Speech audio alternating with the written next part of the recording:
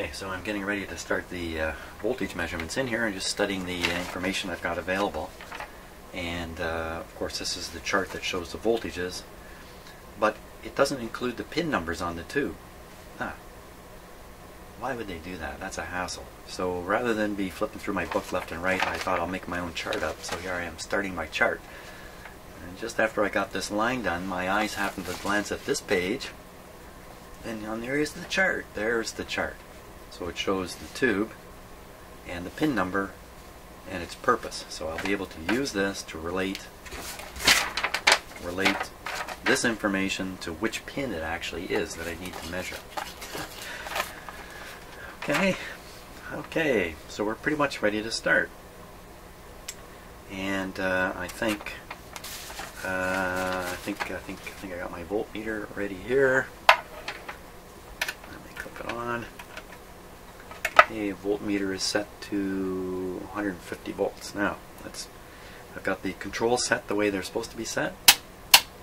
Radio's turned off right now. Let's give it some juice here. Okay, I'm going to watch my, you know what, we'll do this with the dim bulbs just to be sure again. Is everything okay? No antenna, no nothing. There we go, dim bulbs doing the right thing. Full power, full power. Give it a little bit of time to warm up. While it's doing that, let's see, the first tube is V1 RF amplifier right at the front, 6SK7 tube. Right at the front. I don't want to do this wrong. V1 is the tube here with no grid cap. The tube with no grid cap. It makes it that one right there. That's the guy. Yep, no doubt. That'd be him. Okay, so we start off with this page here. Start off with okay, so I can do this another way, you know, I can just I was going to say, just poke around all the pins, read the voltages, should find two at around 80 volts, and if I do, we're okay. Or I actually try to identify the specific thing. You know what, I don't need to identify the specific thing until something's not adding up. Once again, that's the tube. We'll start with pin 1 anyway. Okay, pin 1, watching the meter. Nothing on pin 1. Pin 1, 2, and 3 are all grounded. Pin 4. Let's see. Pin 4. Nothing yet. Okay, pin 5.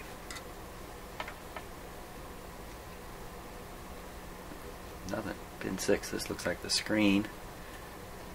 Okay, so we're getting 90 volts on my meter there. And then this one here. Nothing. This one here. Whoa! That's pretty high. That's, you know, that's way high. So that's almost 150 volts, and that's on pin number 8. Okay, so let's take a look at pin number 8. 8 is the plate. The plate voltage is way high. It's a little bit odd because there's two 6SK7s. One of them, the first one, is run at 75 volts plate voltage, but actually it looks like 150. The other one is run up at 215 volts plate voltage. That's a little curious. Now, so the screen should have been up around 80, which it was, and of course these readings are going to be low. Oh, could it be my voltmeter is tricking me, because the circuitry is such that a 500 ohms per voltmeter would read 75, but my high impedance meter reads 150. Oh my gosh, how am I going to know? How am I going to know? What is what here? Let's just take a look at the schematic and we'll see if that reveals anything.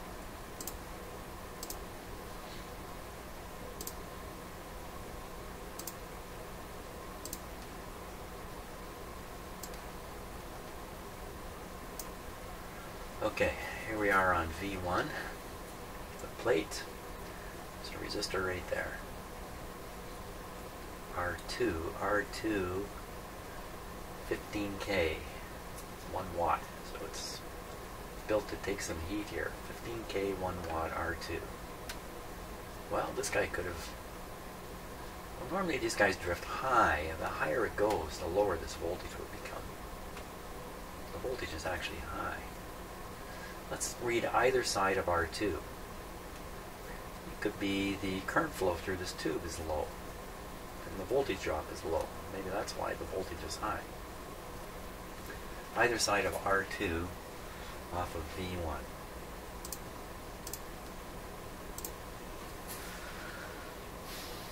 R2. Okay, so pin number 8, off of pin number 8. There it is right there. Sticking right out at me. R2. Okay. One side. This is the tube side. Basically 150. The other side is going right over hard. The other side gives us 250 scale.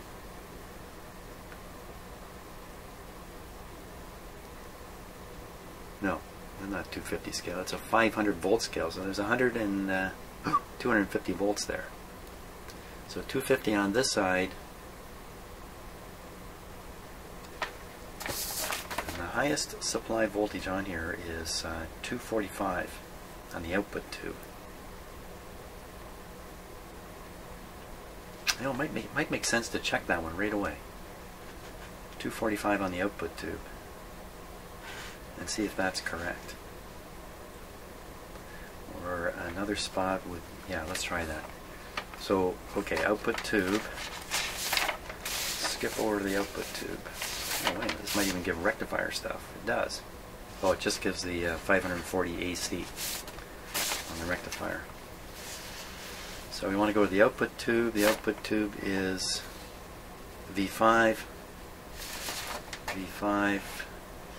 We are looking for the plate, pin 3 on the 6V6. Where's the 6V6? 6V6 is pin number 5. There's 5, right by the power transformer. Okay, there it is. I recognize it. It's right back in here. What did I say we're looking for? Pin 6 on V5. No, pin 3. Pin 3, V5. It's amazing I ever get these right. Pin 3, V5. Here, have a good close look at this.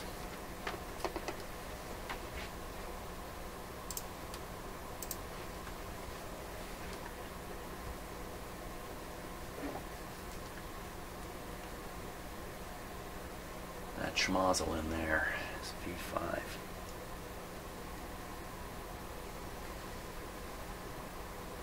No, it isn't. It's the schmozzle next one down. It's the schmozzle below.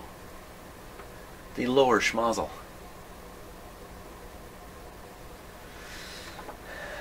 Pin 3 in there. Can we see? Can we see? Can we see what happened to my flashlight? Cannot. Just move this. Okay, so the pin is probably the key is there. It is. I think I see it right. I don't know if you see it. 1, 2, 3. Okay, so 3. There's a wire off of 3. And I can get on this wire here. I'm looking for the big voltage. Okay, you can't see the meter. I can though. Reading just under 300. I think it was supposed to be 245, and it's actually on my meter. My meter may not be all that. And plus, again, once again, we've got that problem of the meter current draw. Well, I think that's okay. I'm just going to suggest that's okay. I'm going to go back to the one we're really trying to sort out here. plate voltage way high. Plate voltage way high. That would mean low plate current. Low plate current. Okay. Is that so, eh? I'm going to suggest it's a low plate current. That could be bad tube, old tube. Kind of weird to think low plate current gives you a high voltage, but that's, I think, what happened. Quickly, show me a schematic. I can hardly see this crazy thing here. So we can shut the set off, measure the resistance of the plate resistor here. The cathode, the cathode is solidly grounded. There's no cathode resistor or anything in there. Biasing of the tube is done by the AVC. Now maybe the tube is improperly biased. Let's see what the voltage should be on the grid of this tube.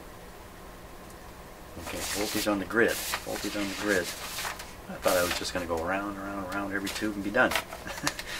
No, I'm running all over the place. Voltage on the grid. Come on. Milliamps, volts. There we are. Oh no, that's milliamps. This doesn't give the grid voltage.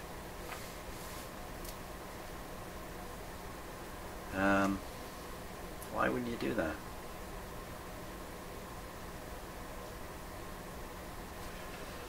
EA, ES, so anode, screen current, plate current, EA volts.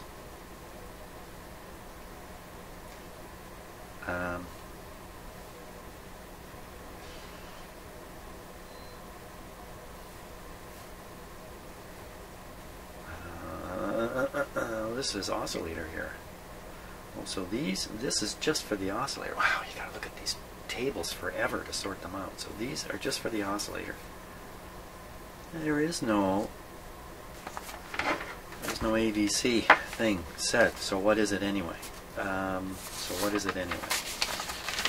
What is the grid voltage? I think I read somewhere this tube's supposed to operate with a grid voltage as high as -50. So it should be a pretty good grid voltage on here. So I'm going across. Grid 1 is pin 4. Pin 4. Okay, so I've flipped my meter to, so negative is upscale. It's on the 30 volt scale. I said pin 4. Pin 4. Pin 4.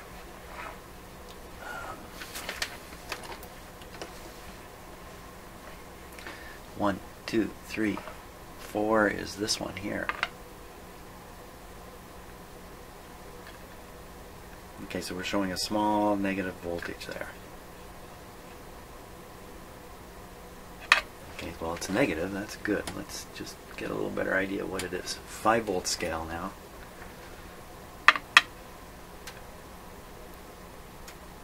You know what, I do not have any speakers plugged into this radio. Probably harmless, especially with the volume turned down. Probably harmless. So I'm reading 8 volts, negative. I don't think that's a problem. 50 volts, that's a pretty high AVC voltage to be throwing around in a radio. I don't know if they get that high normally. I've seen them up around 15, 18 volts. So 8 sounds fine to me. Okay, so what we'll do is we'll make a note of the situation here, but I really don't know what to do about it except to pull the tube out, test it, and see if it's weak. So you know, you make a note of that. I will make a note of that. That's the plan for that tube. V1. Why wouldn't I do that right now? Why don't we make this all about V1? Maybe I should do this tube by tube. Explore each tube. It's not quite what I had in mind, but I think that's what's happening, so maybe I'll do that. So, high plate voltage, I'll write it on here.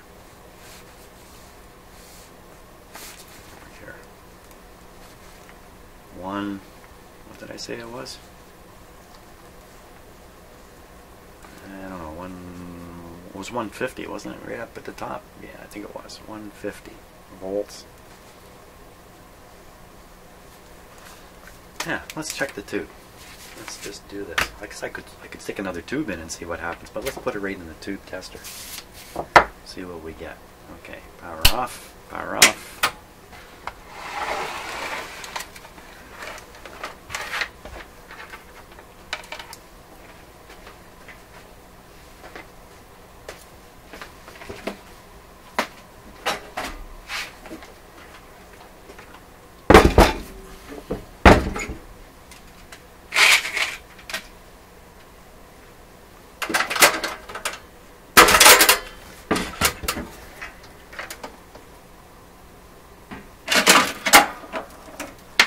Switch off.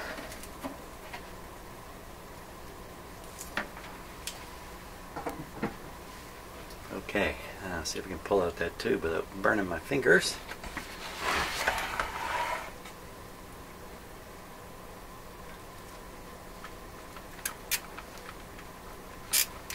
Considering that it's about -14 outside, I need all the heat I can get here. So, nice warm tube. 6SK7, yes. Okay, so we'll look up 6SK7 here. SK7. There it is. There we go. Ooh, I left this up at 47. I left this up at 50 volts. Very bad. Don't ever do that. Always turn the voltage down on your tube tester when you're done. Filament voltage 6.3, signal level 2, bias is 25 low. Wait a minute, my little thing moved here. Okay, back. That 2, 10 low, 10 low. Now 17251.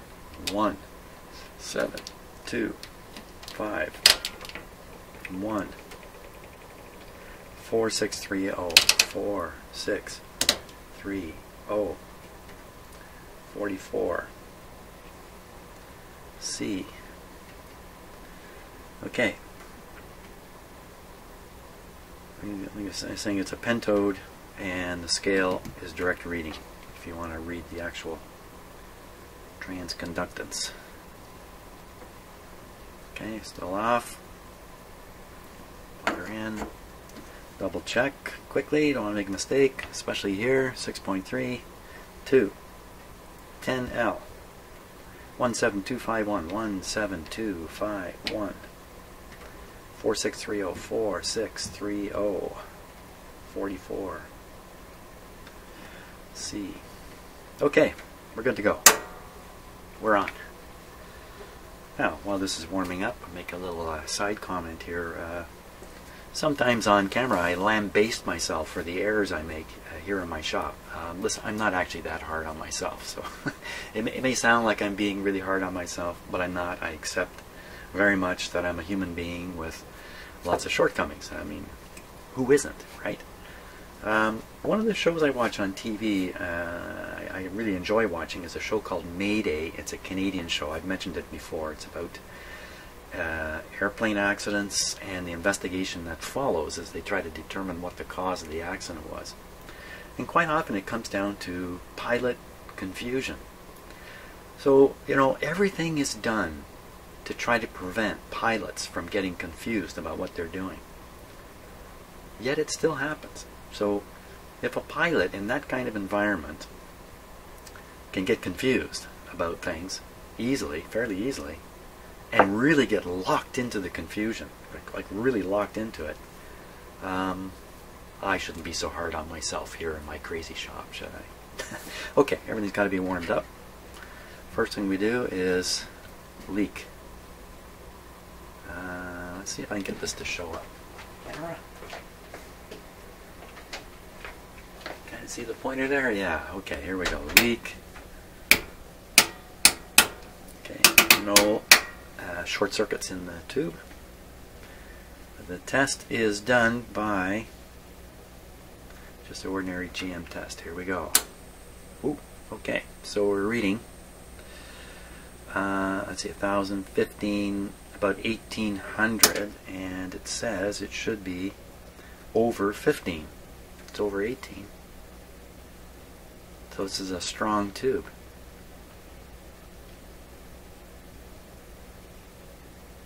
I was kind of hoping it would be a weak tube and I'd have some explanation for everything, but not the case. Not the case. So the mystery remains. Oh, I can do one more thing to try to reduce the mystery here. Let's read the resistance of the plate resistor. It's so easy to do. And we'll do it.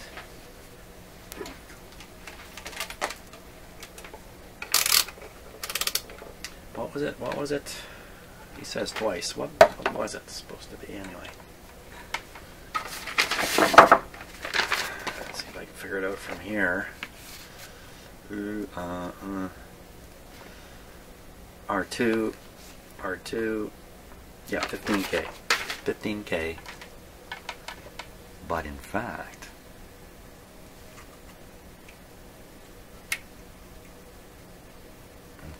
it's 16K, so there's nothing wrong with the resistor.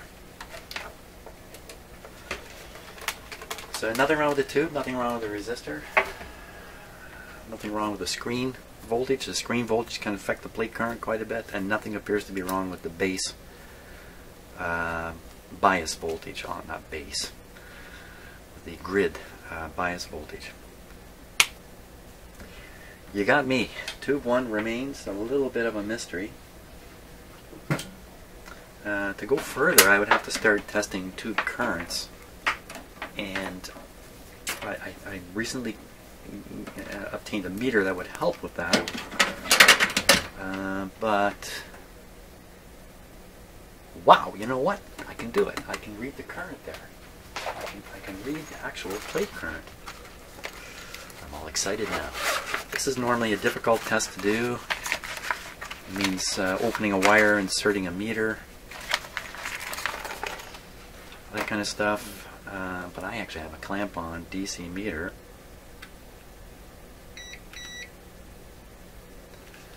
Which I think I can get right around this wire.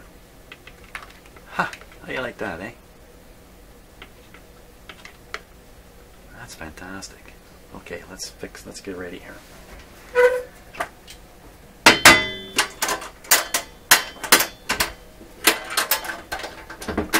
Put away my tube tester. This was originally owned by a radio station called CFOX in Ontario here. That station's still operating, despite the fact that I've got their tube tester now. Let me try to get this right on camera here. Let's see if we can do that.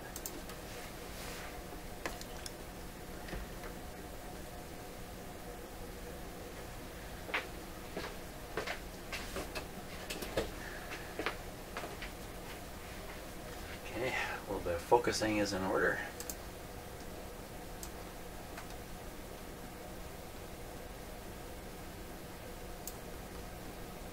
Now, it's upside down, but I'm sure that's not going to trouble you too much. Let's put it on DC. DC, and you see it's reading a current already. That's a magnetic field from the Earth. Maybe other magnetic fields in here, I don't know. We'll zero it. Now, as long as I don't move the meter, the zero will remain valid. He says moving the meter. So that's going to tell us how much current there is in the plate circuit. Now, how much is there supposed to be?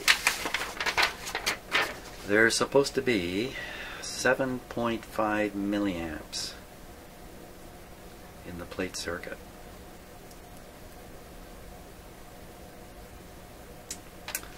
7.5 milliamps.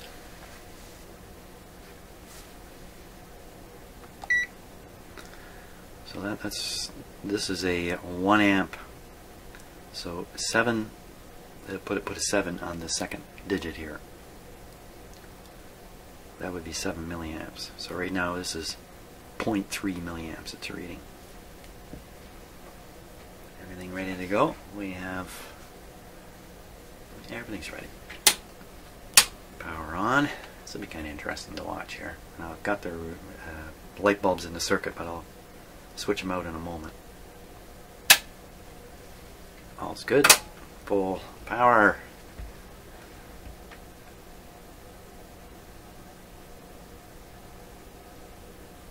And we're looking for a 7. And notice the meter's reading, it just went negative.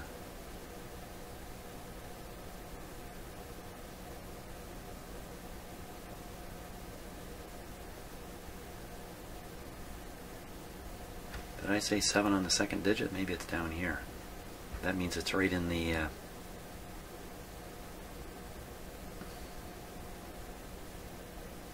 funny how I get this stuff mixed up in my head.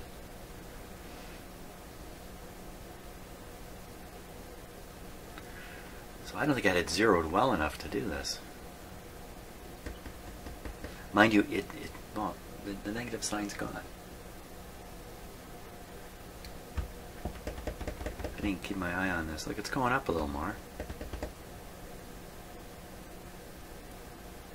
Okay, we gotta repeat. You gotta repeat it. Turn it off and it goes up.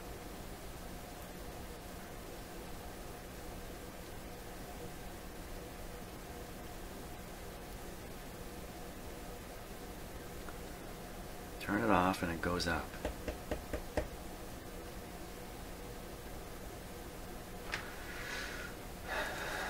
Surely there's not really 26 milliamps flowing there. Okay, so I haven't used this meter an awful lot. And the 0 is off.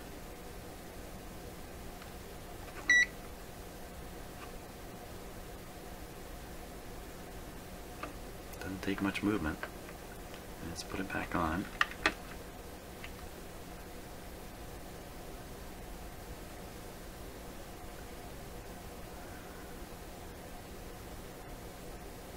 Zero it.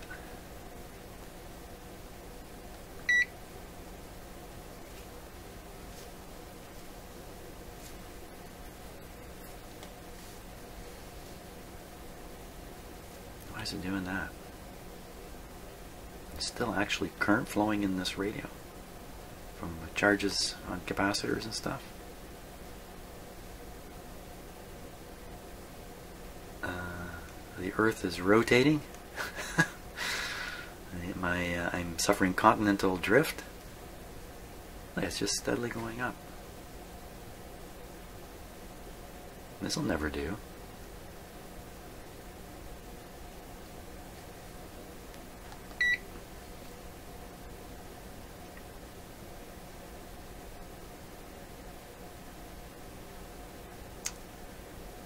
What's going on here?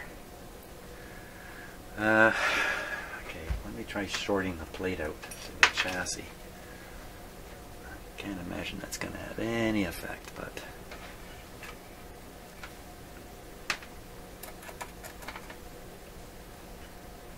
it's reading 9 now.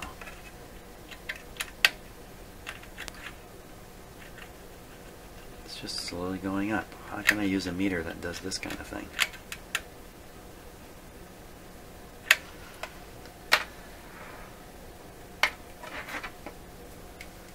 So it's got to be some zero drift problem with the meter. That means you got to make your measurements quick with this guy.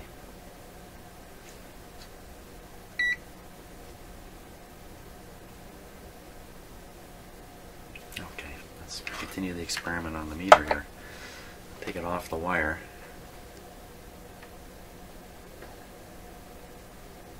I'll set it here. Zero it.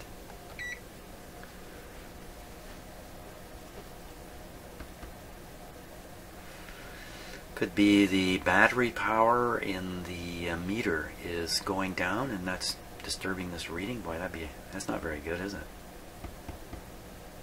That's, you know, this is right in the range that we want to read with the meter. Milliamps. Okay, and another approach I can try with this thing. That's very, very disappointing. Very disappointing. Let's see. Another way is to zero it outside of the wire. This is really tricky stuff. And then clip it on and try to get a reading. I can't tip it. If I tip it any which way,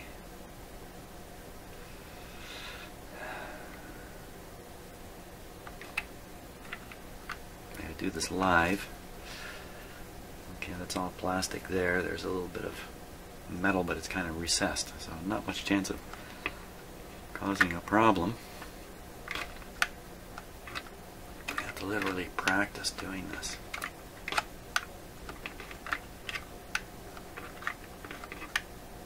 Okay.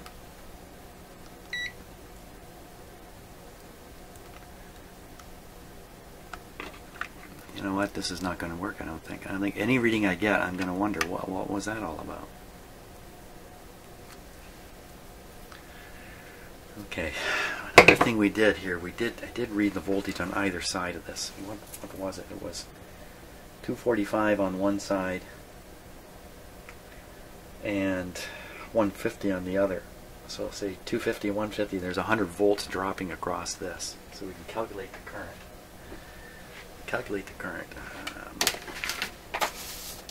This requires me to use my mathematical prowess. Let's see where we got here. Let's see where we got. So I think it's 100 volts dropping across that resistor. It's 15K, 15,000 ohms. So I equals E over R equals 100 over 15K.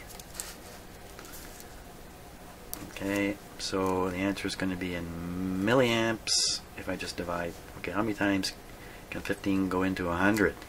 Bad. 1, 2, 6, 6 point something times. 6 point something. 6 point something times, even if this number is not quite right, it's supposed to be 7.5 milliamps. My crummy calculation comes out to 6. It's right in the ballpark. So what's that mean? That means if the voltage really should be lower on that tube, 75 instead of 150, it's because the voltage on the so let's call it the sending side of that resistor is high. But it's connected here to a red wire, and that red wire probably goes right back to the power supply. Wow. Okay, let's just jump back to the schematic. One last look at this. Okay, so here's our tube. Here's the resistor, 15K. Okay, now we'll trace this wire back. Back. Oh. Back. Down. Oh, okay. Picking up a screen there. Over here. Down.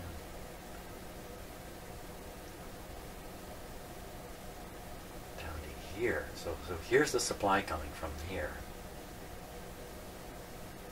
Goes through this coil. R18. Maybe R18 is a problem. If R18 is buttered up, it's going to affect the voltage of this line. R18 is right across this capacitor. C42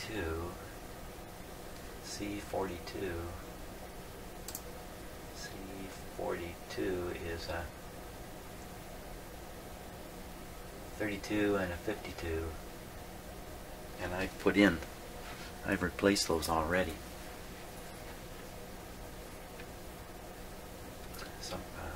Last time I worked on this radio. So not to worry about this, to worry about that. R18, got to find R18. It's connected well, C42. What? R18. What is R18? Is a big water? R18. R18. 1.5K, 2 water, wire wound. Gotta find that guy. Okay, well, thanks to a great schematic, it's pretty easy to find R18. In fact, there it is sitting right there. There's going to be a story with this, I'm sure. Let's look at it on the schematic. So it's not really the schematic, it's this diagram here, which has proven to be super helpful. And there you can see R18 right near this output transformer here. R18 kind of floating in space there. So let's go look at the radio.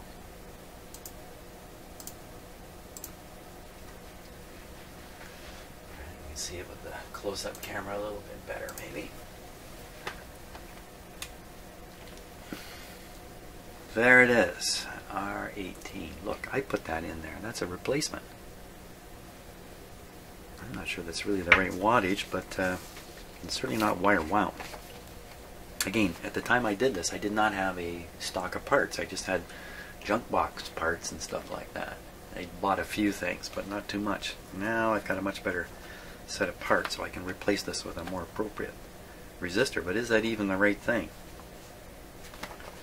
Did I really boop it up? So R18 was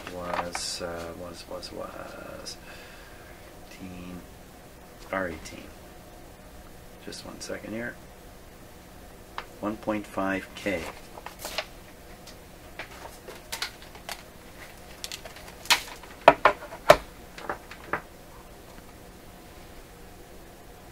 I don't think it. It doesn't look right. Let's see.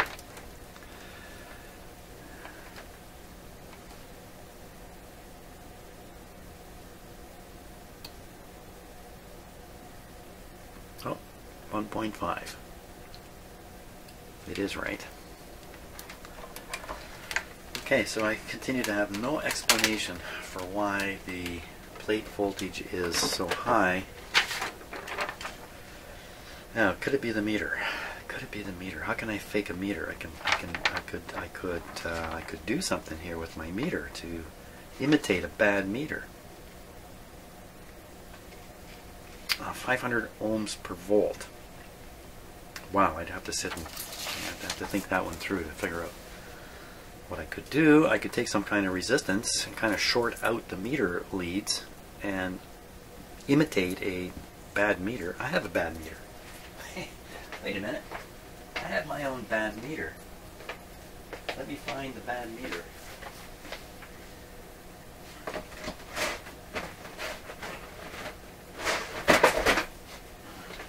My box here. I have a bad meter. Here's one here. Where's the camera? There it is. 8 ranges.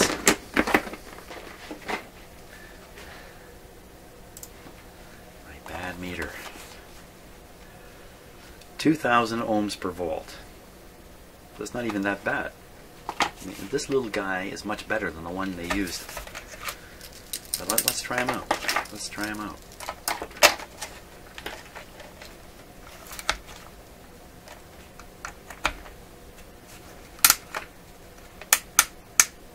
Goodness knows how accurate this is too. I mean, really. So that's now on a 150 volt scale.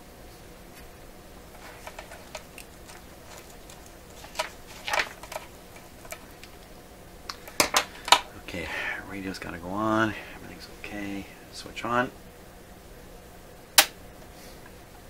I always hesitate there, just in case.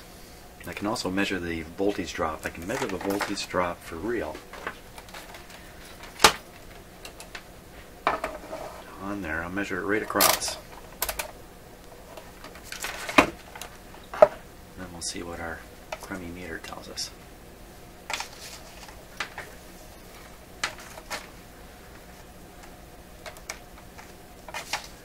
200 volt scale, looking for 100 volts. Oh, way more.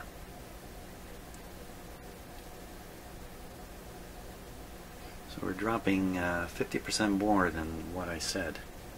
And the current flow is 50% more. Would it be? So that means I measured, calculated out 7 or whatever it was. I did. It's actually more like 10.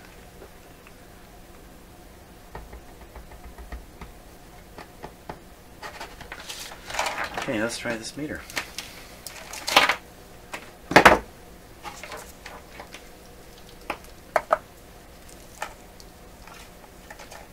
Voltage upon the plate. So if it's going to read 90, oh wow, what a scale here. Black scale, 150. 90 is going to be about here. 150 is up here. Okay. Ground. This one up here. That read more than 150.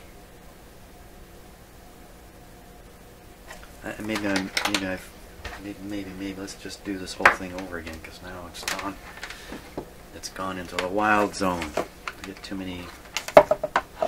You know what I am? I am like the guy with 2 watches. He never knows what time it is. Look at all these voltmeters. I never know what the voltage is.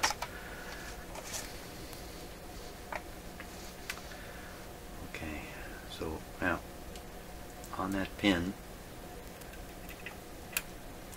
so he reads 160. That's quite a reliable measurement, 160. What did it read on this other meter over here? 160 should go right off scale.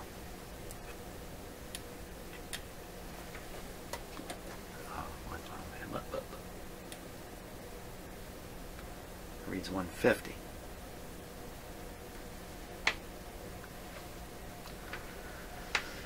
150, 160.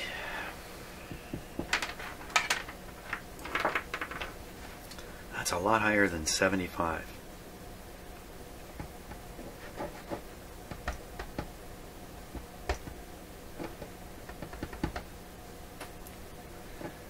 And the screen voltage. The screen, just double checking that. That'd be G2, pin 6. Pin 6, 8546, where the orange wire is, of course. And we're reading 90.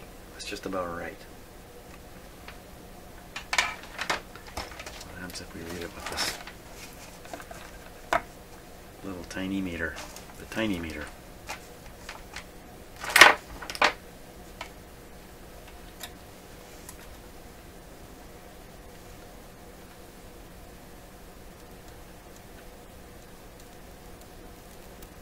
Goes over 150.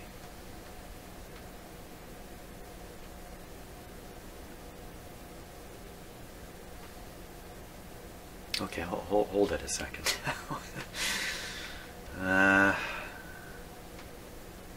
This guy says over 150. Okay, right on the pin of the tube. Whacking it over at 150. Put it on the 1000 scale. I mean, this meter could just be a piece of junk. It's really a battery testing meter. Okay, on a 1000 volt scale, 90 volts would be way down here. 150 is not much higher. Okay, so on this scale, this meter is saying 400 volts. There's a reason why I never used this meter.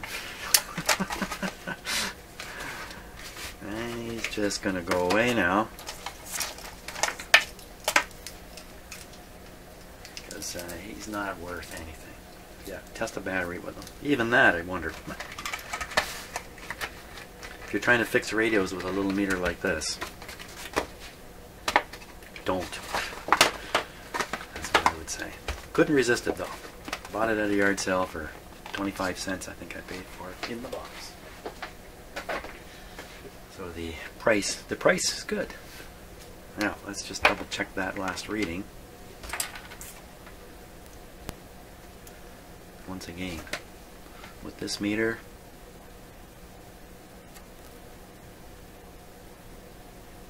So this guy says, so it's supposed to be 80, I think it was, wasn't it? Where is it on here? 80? 80. 80, but it's high. Everything's reading high.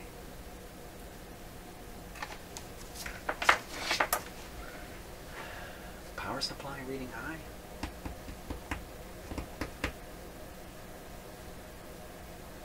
Power supply has more oomph than it should. You know, if I was reading 90 volts instead of 75, I wouldn't spend any time on this, but double the voltage is kind of weird. I'm going to guess too, just to guess, that the reason they use a low plate voltage on the first RF tube is because higher plate voltage, a heavier current through the tube generates more tube noise. That's my guess. So they're kind of running this tube kind of quietly, you could put it that way. If you generate noise right in the front end of the radio, the noise is going to be amplified all the way through. And it's going to show up pretty strongly. How hot is this resistor getting? It's getting hot. 76, 81. Whew. She's a hot one. I think I should probably put a proper wattage. I mean, this guy can take it, but it's pretty hot. Okay, I think the only thing I can conclude is V1 is what it is. Just keep in mind that the plate voltage is high on it for some unknown reason, and go on to V2. Okay, so I think I'll just stop this video here, and V2 will be the next video. Wow, very slow process here. Thanks a lot for watching.